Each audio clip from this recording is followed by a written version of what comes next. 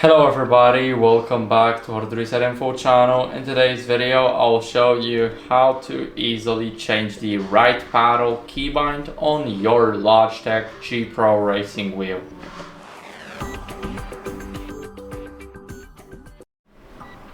So first, what you guys want to do is go over to the Logitech G Hub, which is an app especially designed for Logitech products, such as this racing wheel.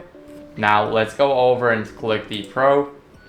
Here we need to go to dual clutch paddles. So they are right here, right at the bottom, not the top ones, but the bottom ones. So as you guys can see, you want to change it to whatever you'd like. So for example, if you want the gas here, then you guys can basically press them, and as you guys can see, now we're adding the gas. As you guys can see, I'm pressing it slowly and the gas is rising up. So what I can do is press it as hard as I can, and now the gas is entirely up.